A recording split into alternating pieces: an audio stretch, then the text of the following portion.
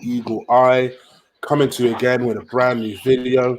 Of course, it is the Filthy Casual and Hardcore Show.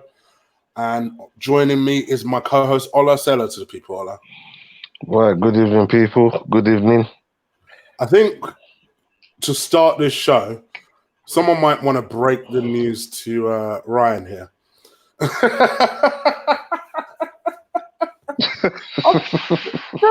Have you not seen the title of the video? Because I think the video is giving you a spoiler. Where have you been, Ryan? Where have you been?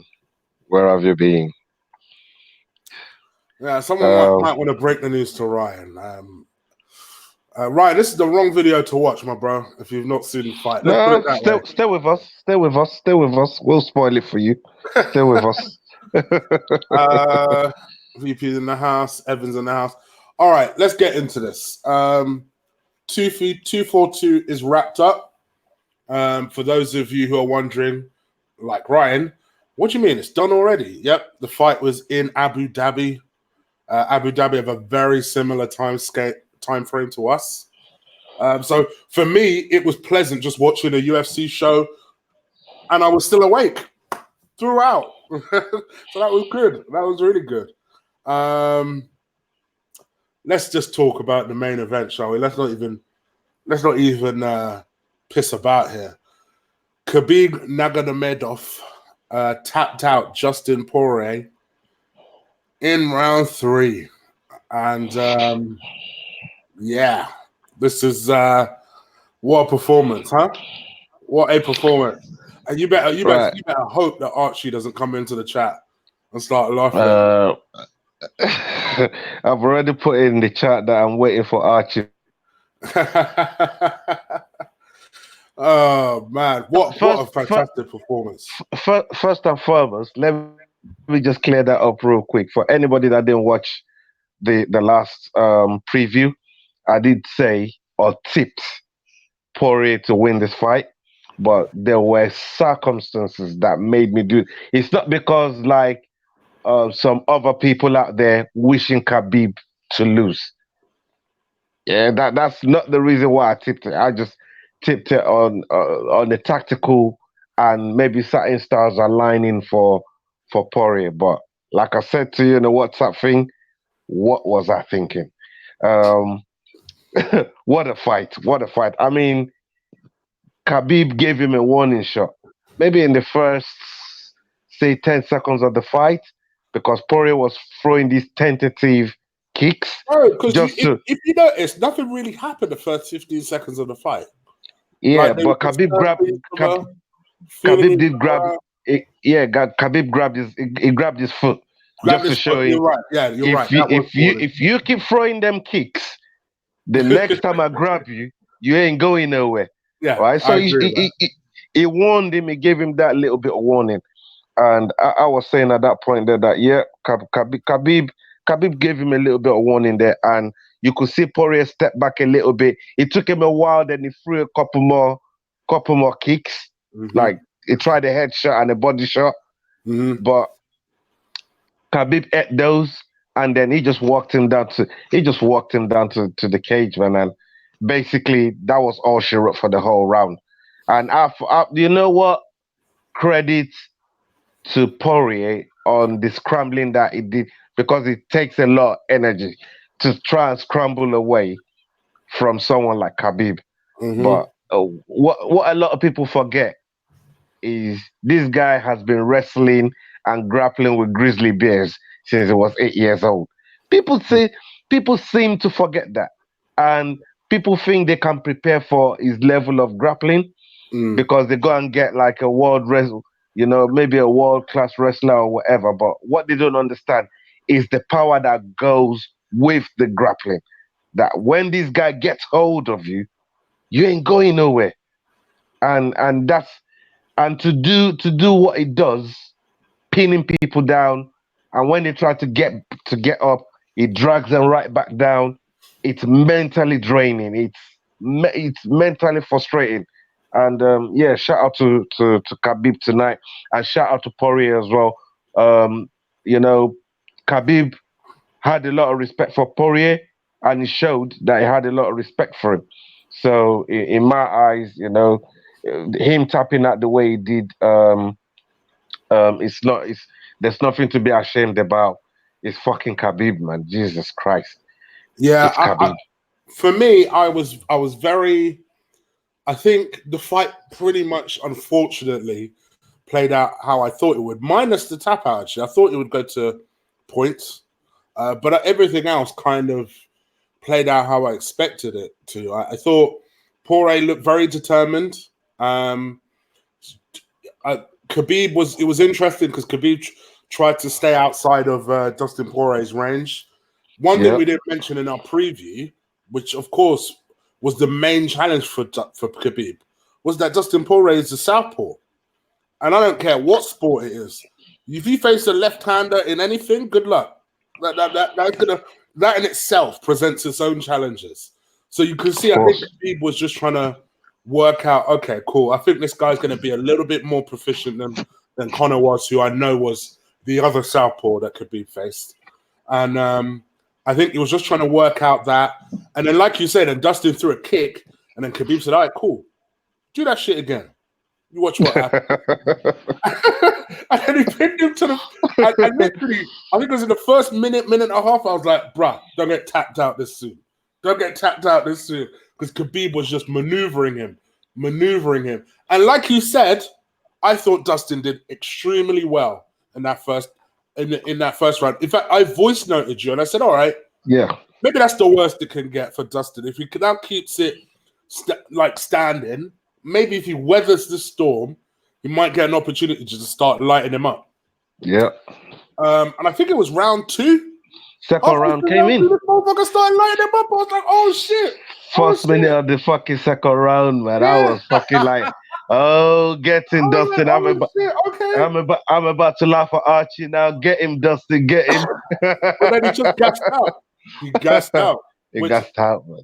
nobody was expecting. But it's a testament to how Khabib fights. That, Yeah, like you say, it's not even just that he wrestles you, but he applies all his weight when he does wrestle you. And I don't yeah. care who the fuck you are. Try to scrabble away from that and tell me and see what your stamina is like after that.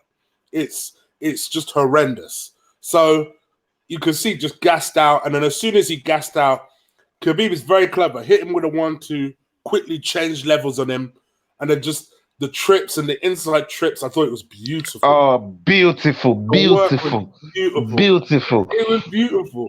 Because in any other circumstance, you'd give that round to Poirier. But the work that Khabib did from that point onwards was just so dominant. You can't even give Poirier that round. For people to tell me that, oh, if I want to see people rolling around, hugging around, I'll go to the pub. I'm like, give me a break. Do me a favor. We're watching world class, high level wrestling here. I mean, it's not just look, people want to talk about the wrestling without giving the grappling some respect. Because the grappling is where you earn the opponent's respect.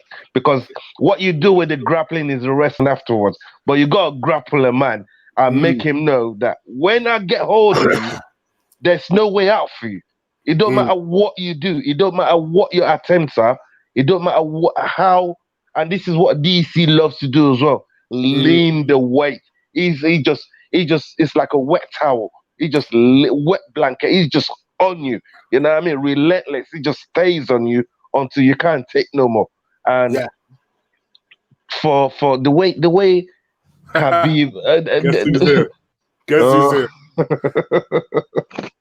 Oh yeah, look, Archie. Look, you came in too late, Archie. But you know what?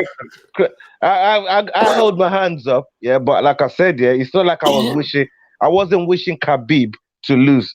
I was just making a tactical prediction, and obviously, soon as the thing ended, I said to Chig, "What the fuck was that thinking? What was I thinking?" You know what I mean? The way the whole fight panned out is the same way Khabib has only lost one round in 28 fights. Yes. This is ridiculous. One round. I mean, he's not even lost a fight. We're talking one round. This guy doesn't even lose rounds, you know? And when it looks like Dustin could finish him, he thought, oh, so you're gonna get me in the guillotine, yeah?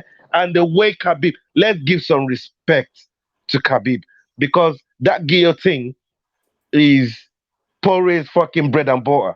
He's Oh, choked so it was he's brilliant. choked It was so. I thought brilliant. that was the end. Do you When know I saw what? him sinking I in, know. I thought, yeah, that's it over. Do you know why I was confident? Seeing how calm Khabib was in that position. He was so calm. Anyone else would have been panicking. Mate, if that was anyone else, it's over, mate. And Anyone a else but Khabib is done. guillotine is one of my favorite submissions. But the one reason why it's so effective is because when somebody has you in a guillotine, your natural reaction is, "Oh shit, let me get the fuck out of this," because it's literally a choke. So what you need to do is try and get out of it. But what Khabib did was very clever. Stay calm, and then just slightly rolled on his hip. Just stayed on his hip, swiveled out. Stayed on his hip, swiveled out. Did that 3 times. I was like, this guy is amazing. He was so calm throughout the whole thing. I was like, what's going on? I couldn't believe my eyes. Like, I was thinking to myself, like, Dustin has choked so many motherfuckers. I mean, high level fucking wrestlers. They've all been at the end of a guillotine from Dustin, and he was so calm. And the longer that guillotine was with the swivel, it made Dustin's arm weaker. His arms were weaker because the laticar starts to come in there now, and even he can't throw a punch no more. Even he can't do nothing with them arms no more because he's put so much energy into scrambling up throughout the 2 rounds, trying to land punches that didn't really catch Khabib. And then in the 3rd round, more scrambling, go into guillotine, your arms are dead. Lactic acid is in there, and all of a sudden, Khabib thought, you know what? I've had enough of fucking about with you now. Time to, and this is where maybe I got it wrong a little bit. How much pressure Khabib's dad being around was gonna be for Khabib. You know, try to impress him one way. It could go one of it would have an adverse effect on him. Exactly, and that was my point. I kind of felt like actually you'd have to damn near shoot Khabib for him to lose this fight. For him to even tap out. Because even when that guillotine was there, I was thinking to myself, this guy, if he doesn't get out of it, he's gonna have to pass out. You know what I mean? He's one of those, he ain't tapping, not in front of his fucking dad. But like, have you ever seen anybody sink something that tight on Khabib? Ever? Have you ever seen that? Because I haven't seen it, you know. And I'm thinking all of these things is happening while this type of thing is not even happening in front of his dad before. And this was the thing that I was talking about, like the pressure of his dad being in his corner. But obviously, it worked out perfect in the end. And I love Khabib to bits. You know, I mean, I get what it's about. But one other thing that I was thinking, like, this guy hangs his chin out so much. And because Dustin is a Golden Glove winner, I just thinking, boy, he might be the one to catch him on the chin. And he nearly did. You know what I mean? So, but all in all, great fight from Khabib. I mean, he's really the only one that they all came to see. Everybody in the arena came to see Khabib. You know what I mean? And that was big pressure for Dustin to deal with. That was just like home for Khabib. And that's the thing. I even said this to you. I put it on Twitter, but I also said this to you. I saw Dustin's interview afterwards, and oh my gosh, broke my heart listening to it because I just thought to myself, bruh, don't worry about it. It is what it is. You've not become a shit fighter because you've lost to Khabib.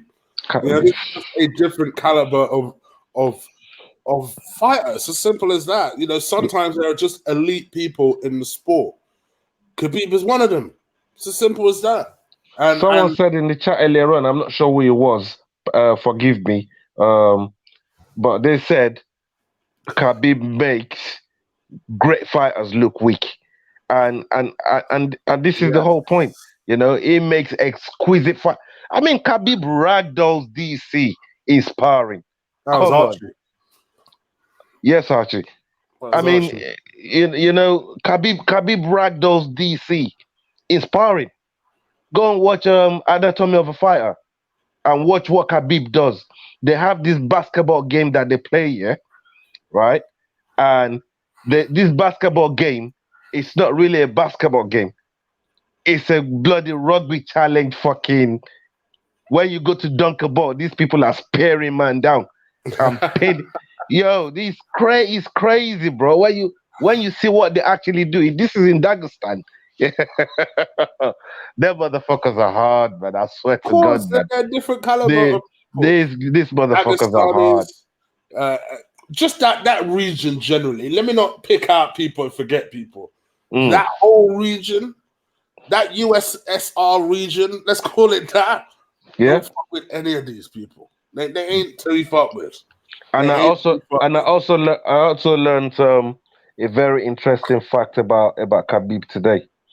I don't know if you know this, but every last born, if you're the youngest member of the family and you're from Dagestani, you never leave home. Did you know that? No, I didn't know that. Okay. Right. You never leave home. So every single last born of a family, if you're a family of 10, a family of 2, if you're the youngest, you live at home. It don't matter how old you get, you stay at home. And Khabib is the youngest, and that's why he still lives with his parents, even though he still does all his chores like he should, wash the plate, wash the car, sweep the compound. Even though he's a multi-billionaire world champion, he still does all his chores for his dad and his mom and all of that, like he's supposed to do. And all his big brothers and sisters, they moved out from home. But because he's the youngest, he gets to stay at home. And that's like that throughout the whole Dagestani region. I just found that out as well today. I thought, oh, that's an interesting fact. So It goes to show why his daddy's boy is always with his dad, except when the fights, obviously in America. So obviously moving forward, there's only one fight left. Only one fight left. Only one fight. Because I think the theory for most people is that because I think Khabib has 2 fights left on his contract.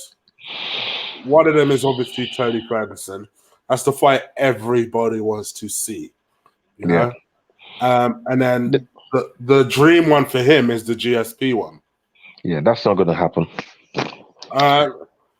That's even Woodley's giving up on that to the point where he just thought, I'm just gonna go and spar with this guy. I've actually heard GSP say he'd fight Khabib. I've never heard GSP say he'd fight Woodley. Yeah, but I don't know, man. I personally don't think it happened. I really don't think it would. I think that boat is sailed now. So I don't think it will happen because of what a lot of people are discussing in the chat in a moment, and that is the fact that they believe Tony will beat him. And you know what? I agree with some of the people, but not for some of the reasons stated. I've always maintained, to me, if Khabib loses, it'll be to Tony. The reason being is I disagree with what someone said. Someone said that, Dustin Poirier doesn't have stamina like Tony. Listen, Dustin Poirier I disagree. has an engine. Don't let today get that twisted.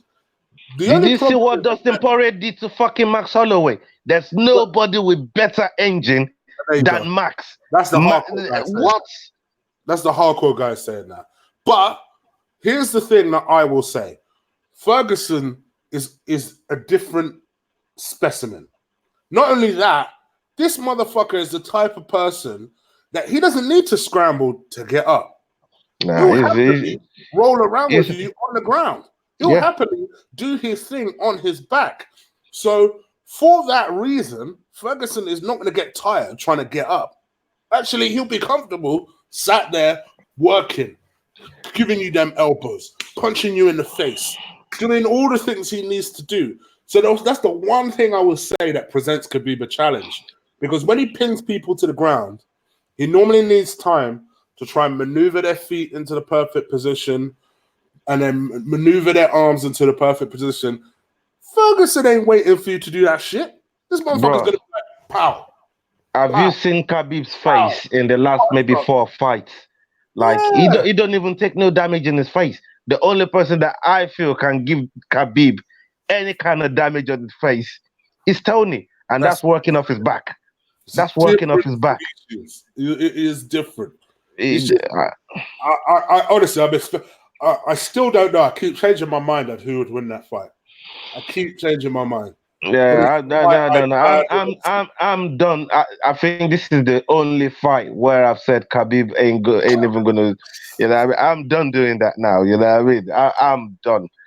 I'm riding with Khabib on this one. Even though Tony, I believe, will present very very good questions for Khabib. He'll present problems for Khabib.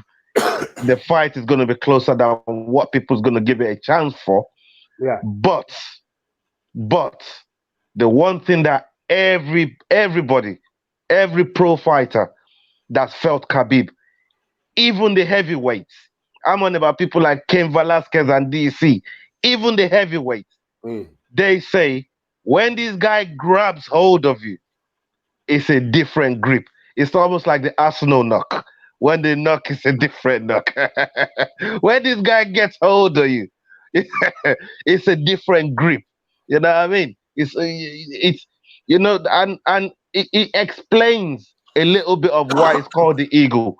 Because when the eagle grabs onto something with the claws, the claw cinches. It cinches and it just stays there. It don't matter what they grab. It could be a big old goat and they're flying away with it. It could be a sloth, you know.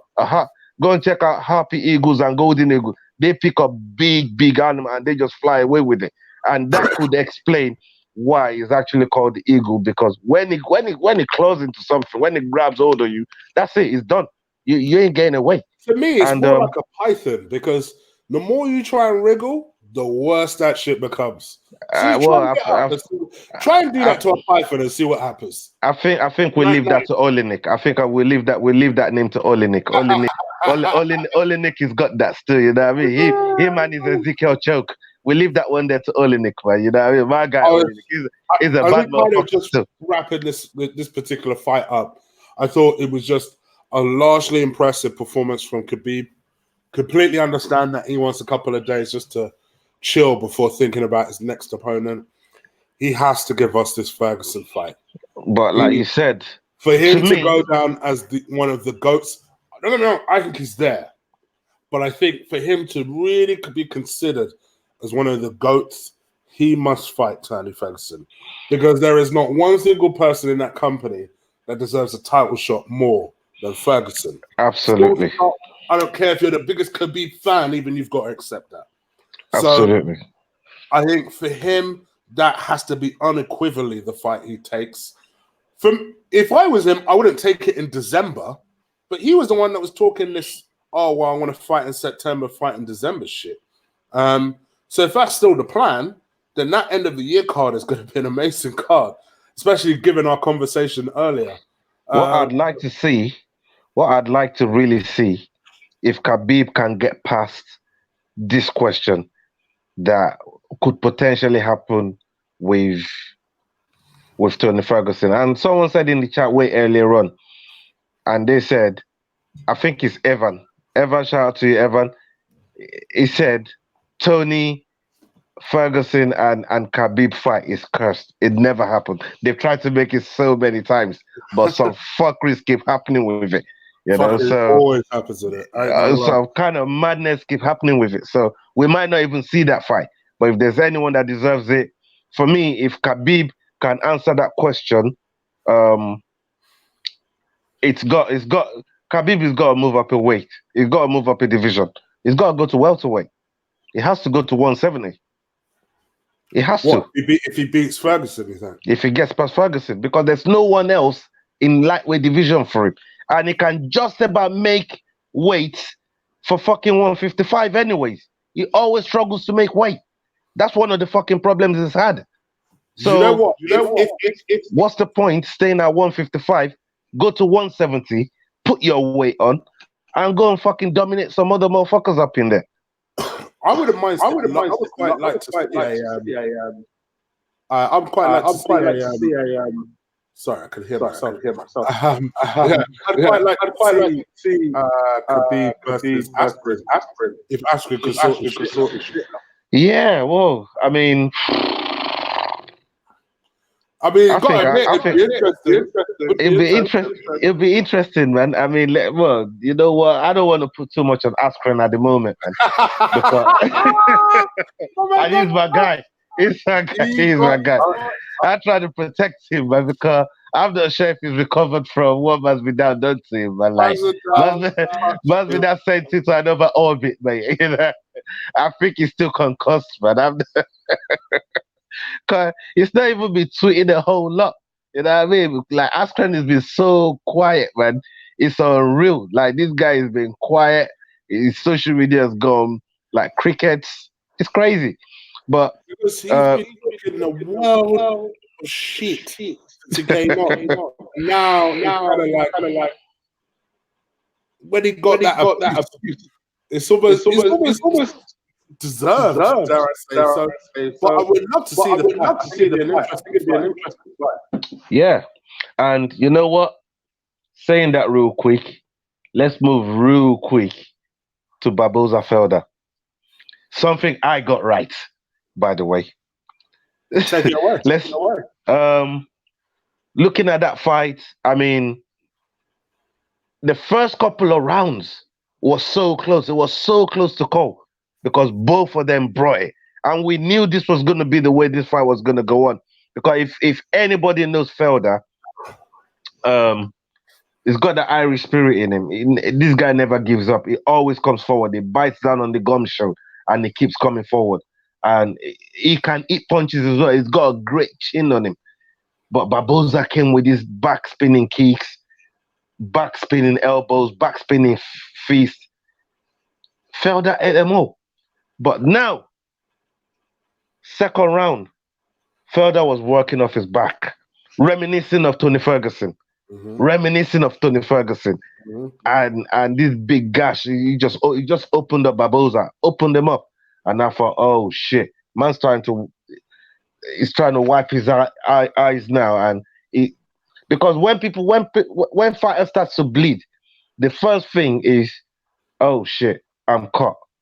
Now, can I use it to my advantage to like slip out of submission moves? Because they use it for that reason. They'll keep the blood coming out. Or if he's right in their eyesight, it's whether it's blood, you know, they can't see no more. So it's always one of the two. And I thought, all right, because soon as it started bleeding, Felder went in for the armbar. He went in for the armbar, and it looked like Barboza actually hurt his shit or something. Because it looked like he was like, oh, hold on. This is the thing. Had to nurse it for the rest of the match. He didn't throw it as much, did he? He didn't throw it as much. He started throwing. He was throwing a lot of backspin and elbow. But you know what? Kudos to both of those fighters. It was a close fight. It was closer than I'd like it to be. But Felder came through, man, and I knew Felder was going to come. It was going to come up trumps because he needed this fight. And I remember I did say to you, Barboza's coming up. It's coming off the back of what, three or four losing streak now.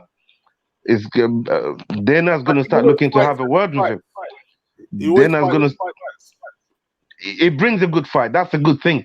That's the thing about him. But I think Dana's going to start looking to have a word now. Like you can't lose 4 fights in a row, man. You know what I mean? You're going to have to speak to the big boss because at some point, if he goes and lose 5 in a row, is playing around and getting caught. It's not a good look. It's not a good look. It's not a good look at all. But Justin Gaethje has been there, and I think that's what's kept Justin Gaethje in good stead. Because it don't matter what fight he's in, he could lose 5 fights in a row, but it's gonna be war. It's gonna be absolute war.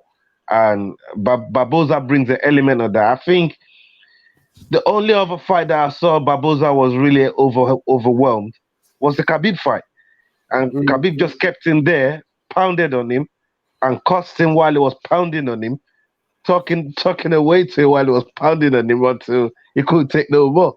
You know what I mean? So, yeah, it was a good fight from both of them. They both brought it, and I'm just happy for Felder, man. I can't wait to see what's next for him. I can't Yeah, wait. me too. I can't wait to see what's next for him. He communicates very well. Excellent analyst. For me, I'm a big fan. of it. We'll see what happens. Was there anything notable other than the two fights you spoke of? I know a lot of our comments, like leading up to the fight was the fact that it was a two-fight card, really. Or was there anything else that stood out for you? For me, I mean, I was on the road, and I was racing to get back to try and catch the co-main, and I just about caught the first round of the co-main. So for me, it was all about these two fight. But gotta give a special shout out to Calderwood. Calderwood, I know one. I didn't really see the fight, but she's an English fighter, and one from the one from our neck of the woods, and we got to support our own. So well done to her, and we'll see what's next for her as well. So Corey Anderson is the other guy that I think deserves a little mention. He won this fight. If he fought one of Abdullah, I can't pronounce his last name. It's worse than Khabib's last name. It's worse than Socrates' last name. Jesus Christ! I mean, these guys have got some name, man. So the other guy won this fight as well. Yeah. So he won in the second round knockout. Who did you say won his fight? Corey Anderson. Is it Corey Anderson or no? I meant cut his blades. Cut his blades. Corey Anderson didn't fight tonight. It was cut his blades. I meant to say. Yeah. I meant cut his blades. So yeah, special shout out to him as well, because obviously it's another wrestler that I think in the heavyweight can do the business. He really can do the business. If he won today, his plan was to call out FDF. Then once he beats GTS, he wants a title shot. Yeah, but you can't lose to Francis twice. Do you know what I mean? And be asking for title shot. You can't. You know what I mean? He's already lost twice to Francis. Well, Francis is in front of him, regardless of what he thinks. You can't go and beat JDS. Call out JDS, beat JDS. Francis already beat JDS and beat you twice. You know what I mean? So you can't. You can't do that. You can't jump in front of Francis. I swear. I don't know if he knocked him out the first time, second time. Yeah, so you can't do that. There's nobody getting in front of Francis at the moment. I think if Cormier gets a rematch, which I think is likely to happen with Stipe, there should be a trilogy. I'm all for that. I don't really think John Jones is ready to come into the heavyweight yet. I think he wants to clean out the light heavyweight division. But then throwing somebody like Rumble Johnson into the mix, I'm hearing is coming in January of next year. So he could be one that could potentially mix something up. But we'll see. But the main thing that got me so excited today, you got that message from me today. I was so excited. I was so excited about it. Is Nate and Masvidal has been announced for the 2nd of November this year, and this is, folks, we got a fight on our hands now, ladies and gentlemen. We got a fight on our fucking hands now. These two, they've made their own title up. The baddest motherfucker title. The baddest motherfucker title. That's what they're fighting for. And Dana has actually put the word out saying, you know what? Why not? I'll make a belt for these two. The BMF belt. How about I go and make a BMF belt for these guys? What's your take on it, brother? Well, even though I know I'm but It's the fight we wanted. And if you can attack the belt as well, that's a perfect PR. Gets a little bit more money to emerge. But I think it's a fun fight. I know. I'd pay to it. Genuinely excellent gangster. No taking back fight. It's going to be brutal. It's going to be punishing. But I expect Jorge to win. Oh, you choosing a winner already? Yep. Oh shit. Okay, I know you're a big fan of Game Bread. I know you're a big fan of him. You tipped him to knock out my fighter, so I think we're gonna go at it again. I'm gonna stick with my guy with his Stockton slap. You know what I mean? You know I love when Nick is slapping up people up in the octagon, man. Open hand slap, boy. You know what I mean? Nick loves that shit, and I like when he does that. He does it with bare confidence, and I think Masvidal is gonna get one or two of those. So I'm a ride with Nate. I'm saying it now. In the chat, put who you're riding with in the chat. If you're in the chat, choose your fighter who you're riding with. But I'm gonna go with Nate. Chig is going with Game Bread. Is going with Masvidal. And there's this thing that's up in the air with Usman and Colby for that same date. So what's going on with that, bro? Well, my understanding is that they tried to fight together for the MSG card. That fell apart. Essentially, they'll both. It was more Colby money. Yeah. So then they were going to make versus Usman. Then Nate was just like, yeah. Sign me up for that. I'm down. So that fight was made. The Usman Colby fight. Who knows? They made it sound like he doesn't know what the fuck happened.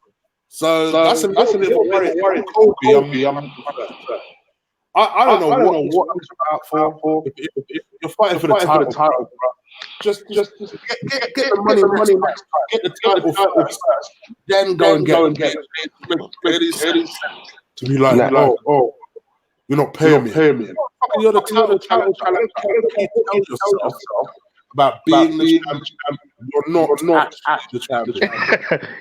He's actually believed that. Do you think he's told himself that so many times that it's got to the point now where he actually believes it? He actually believes he's the champion. Everybody's coming to see him. He's got the real belt. Everybody's coming to fight for the interim belt, not the other way around. I mean, it makes me laugh when everybody that interviews him, they try and say, yeah, but you should be going to win that belt. It's like, no. They want my belt. I'm like, bro, that belt got stripped off you when you had that nasal fucking surgery. So it's not one of those where, look, Dana has had his problems with Colby, but now he knows Colby is onto something. Colby is onto something with the traction of getting eyeballs on him, and is backing it up in the octagon to go with it. Because it's one thing to gain traction while you're talking, but backing it up in the octagon brings extra money. It brings extra eyeballs. It comes with extra perks. And I think, in my opinion, as much as I don't really feel for Colby, I mentioned this to you earlier on, it's growing on me. His shenanigans is growing on me. Even though I don't, you know what I mean? I don't really like how it goes on, but you know what? We're in the entertainment industry. I've said it to you before.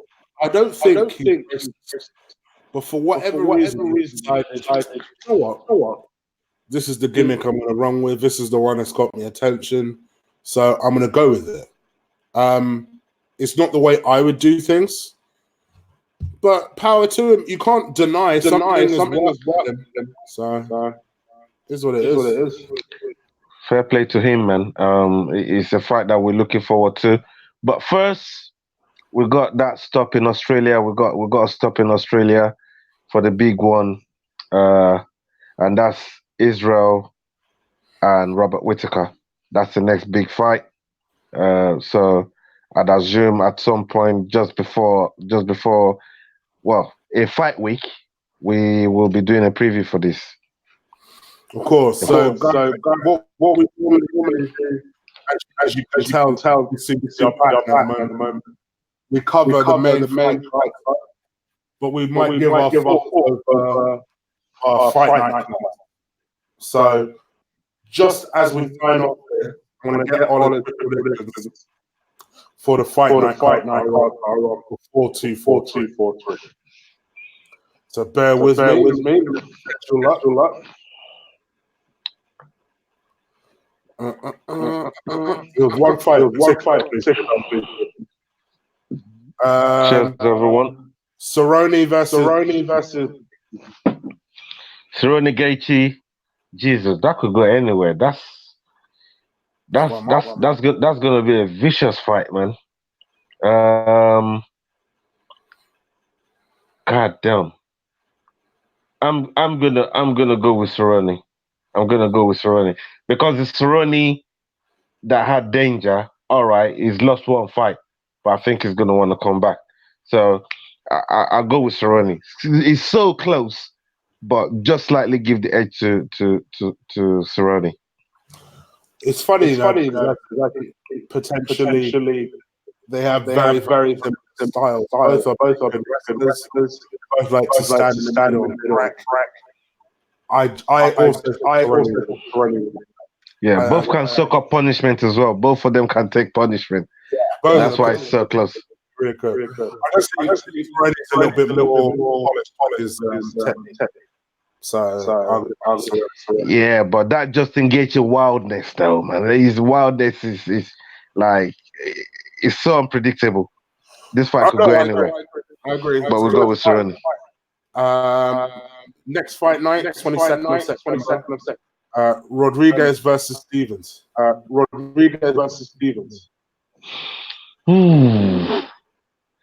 Did you remember? Do you remember that elbow that Rodriguez won with? I can't.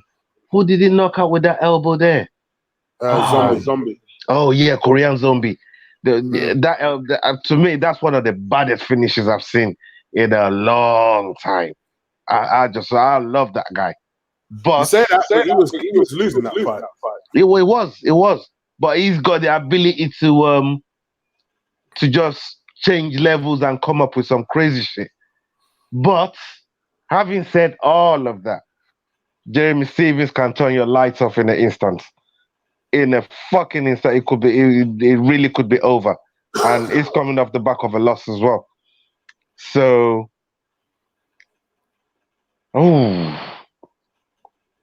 yeah. I'll tell you what. You think I'll give my opinion on this. Yeah, I'll go with Stevens. I'm gonna go with Rodriguez. All right, I'll go with Stevens. Just because I don't particularly rate Stevens.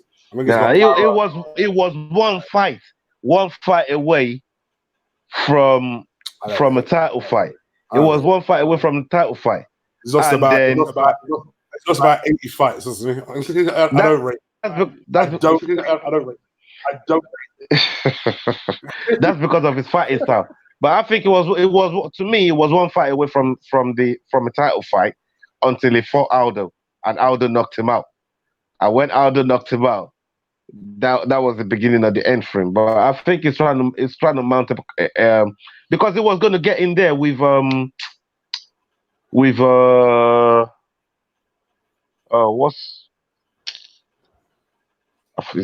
name is just literally gone off my head. Anyway, it was gonna get that title fight with what's the boy that lost to Max Holloway? My boy as well, you know. In title fight, he had to give up. I don't know who you talk about. He lost to Holloway. Yeah. Brian Ortega, that's the one, right? basically he was going to fight Ortega. Ortega said, "No, I'm not fighting you." Remember when Ortega was refusing fight and said, "I would only take a title fight and I will wait for Holloway to come back." Jeremy Stevens was a stand-in, and they were gonna. And Ortega said, "Listen, I will fight Jeremy Stevens tomorrow, Dana. Only if you put the title on the line. The title's got to be on the line. I'm not fighting for nothing else." So that's how close Jeremy Stevens was to a title fight, right? But because Ortega refused to fight, Aldo came in, and Jeremy Stevens is like, "Look, I'll fight anybody right now. You know what I mean? Let me get rid of Aldo. If I knock Aldo out of the way, and Ortega don't want to take the fight, that could push him closer to Max Holloway." And that's when Aldo turned his lights out. And obviously Aldo now was begging Ortega to win the fight so he could get the title shot. But obviously it didn't happen. And that's why nobody is anywhere near that belt right now. Max Holloway is still dominating. So I said all of that to say this. Jeremy Stevens is launching a comeback, and Rodriguez could just be that stepping ladder to him getting that fight. No chance. No chance. I tried, Stevens. God knows I tried. Armisen versus Cannonier as the last one. Oh, Cannonier for me, man. That's not even a debate. Are you thinking he beats Armisen? Yeah. Wow. Okay. Yeah, Cannonier for me. That's not even a debate. Okay. Not even a debate. I'm not even debating that. Cannonier straight up and down. All right, so that's interesting. So those are all the fight night cards, and that will take us to 243. Obviously, me and will do a show just probably early October. So do check that out. Let the people know. It's right there on the screen at Black Scorpion 3. Check me out on Twitter, the same @ on Instagram. Come hook man up on there. You know we love talking about combat sports. You know what I mean? That's where you can find, man. Come and link us up there, man. And we'll talk combat sports and football, but combat sports tonight. You get me? Yeah, guys. Thank you for bearing with me. I have no idea. I've literally every single program that I had open, and it's still happening. Hopefully it's not too bad. I'll find a way. So thank you so much for watching us. Please do stick a like on the video. Me and Ola will have shows early October, as I said. No doubt I'll follow in now and then. Arsenal. Yeah. It's been a while since I've been to Arsenal. Yeah, for real. I need to invite. We'll figure something out. On for one, yourself on for one, Kenny Ken on for one. I haven't had any of you guys. I'll work on that. That's pretty much it, guys. Arsenal are back, so I'll be doing a watch on that particular game against Watford. Later on, I'll be doing football related. So do check that out. And the best way of doing that is subscribe button. Keeping up with our videos drop on the channel. Also the link in the description below.